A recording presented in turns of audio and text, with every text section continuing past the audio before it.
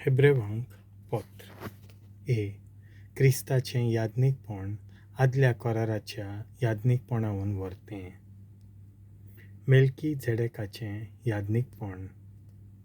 Ch.7 मेल्की झेडेक सालेमाचो रायजा आनी भोवत्या देवाचो याज्ञीक आसलो.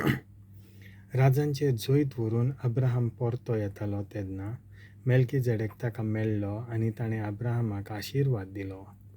तेन्ना अब्राहमान आपूण घेवन आयिल्लो तितल्याचोय 10वो वांटो ताका दिलो. मेल्की झेडेक ताच्या नांवाचो अर्थ धरून पयले सुवातेर प्रमाणीकपणाचो राजा, त्या भायर तो सालेमाचो राजा देखून तो शांतीचो राजा, ताच्या बापायची व आवयची न्हय म्हूण ताच्या खंयच्याच पुर्वजाची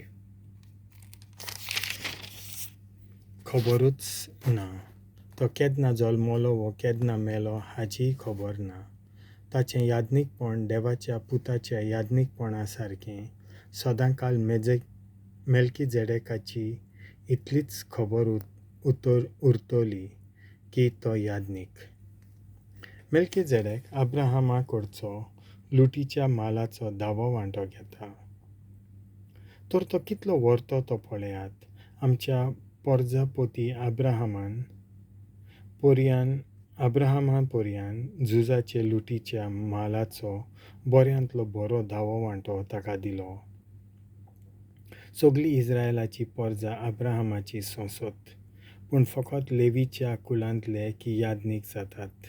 तरी जे याज्ञीक आसात तांकां समृती प्रमाणे पोरजे कडसून म्हणजे आपल्याच भावा भयणी कडसून 10वो वांटो वसूल करचो कायदो आसा. मेल्की झेडेक अब्राहमाचे संस्थेंतलो न्हय आसलो, तरी आसतना ताणें अब्राहमा कडचो 10वो वांटो घेतलो आनी देवाच्यो बासावण्यो घेतलोल्या अब्राहमाक ताणें आशिर्वाद दिलो. दुबोवा विरेत आशिर्वाद दिता तो आशिर्वाद घेतलोल्या परस व्हरतो. त्या भायर 10वो वांटो घेतात ते एक दीस मरतले तसले सादे मनीस. पूण मेल्की झेडेका विशीं अशें सांगचें आसा. आमकां म्हायती आसा त्या प्रमाणे जाच्या मरणाची खबरूच ना ताणें अब्राहमा कडचो 10वो वांटो घेतलो. म्हणटच अशें लेवी दुसऱ्या कडचो 10वो वांटो वसूल करता जाल्यारूय जेन्ना अब्राहमान 10वो वांटो फारीक केलो तेन्ना लेवीनूय केलो अशें जालें. कारण मेल्की झेडेक अब्राहमाक मेळ्ळो तेन्ना लेवी आजून जल्मूंक नासलो, तो आजून आपल्या पुर्वजांच्या आंगांत आसलो. लेवीचें आनी मेल्की झेडेकाचें याज्ञिकपण वेगळें वेगळें. पोरजेक दिल्ली ती समूत लेवीच्या याज्ञिकपणाचेर धरलेली आसली. लेवीचें याज्ञिकपण पोरजेक संपूर्णायेक पावोवंक उपकारलोलें जाल्यार मेल्की झेडेकाच्या जिन्नसाचो आनीक दुसरो याज्ञीक कित्याक म्हूण येवंक जाय आसलो. आरोनाच्या जिन्नसाचो याज्ञीक पुरो जातलो आसलो. म्हणटच याज्ञिकपणाची बदलणी जाल्या जाल्यार समृद्धीची बदलणी जावंक जाय. ह्यो वस्तू आमच्या सोम्या विशीं सांगलेल्यो आसात, पूण तो दुसऱ्या कुलांतलो आनी ह्या कुलांतल्या एकल्यानूय केन्नाच वेदीची सेवा करूंक ना. तो जुडाच्या कुलांतलो जल्मलो म्हूण सगळ्यांक खबर आसा आनी मोइजेसान याज्ञिकांची खबर करतना ह्या कुळा विशीं कांयच सांगूंक ना. मेल्की झेडेकाच्या जिन्नसाचो दुसरो याज्ञीक. मेल्की झेडेका सारको आनीक एकलो याज्ञीक उबो जालो देखून हें ओदीक स्पश्ट जाता. मासा रोगता प्रमाणे खंयच्या कुळांतलो मनीस याज्ञीक जावंक जाय असो समृद्धींत कायदो आसा. ह्या कायद्याच्या बळान जेजू याज्ञीक जावंक ना. तो अविनाशी जिविताच्या बळान याज्ञीक जालो. खरेंच ताचे विशीं पवित्र पुस्तकार अशी गवायकी दिल्ली आसा. मेल्की झेडेका परी कोण आदलो फुडलो नासतना याज्ञीक तूं सासनाक. म्हणटच आदलो कायदो काडून उडयलो कित्याक तो असोक्त आनी निरुपयोगी आसलो. कारण समृद्धीक कितेंच संपादनेक पावोवंक शक्ती नासली.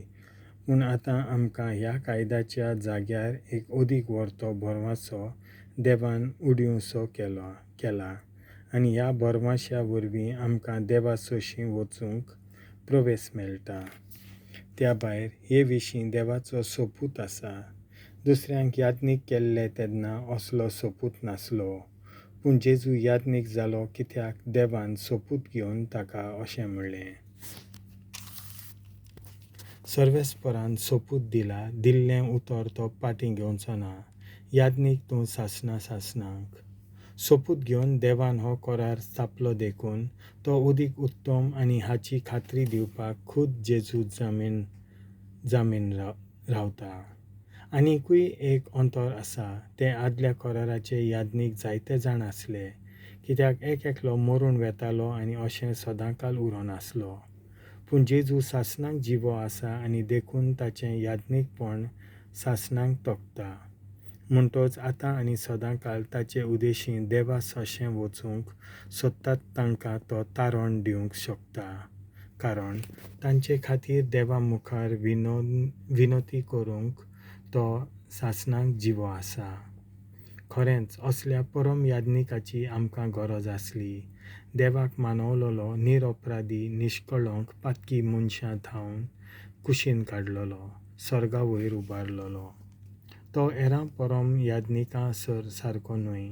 ताका पयले सुवातेर आपल्या पातकां खातीर आनी उपरांत परजेच्या पातकां खातीर दिसान दीस यत्न भेटोवची गरज ना, कारण हें ताणें आपणाचोच यत्न करून एकेच पावटी करून काडलें. देवान दिल्ले संमतीन नेमलोले याज्ञीक सगळे असोक्त मनीस, पूण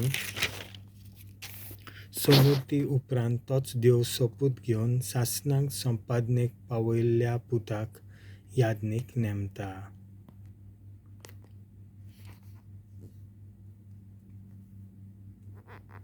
देवाचें उतर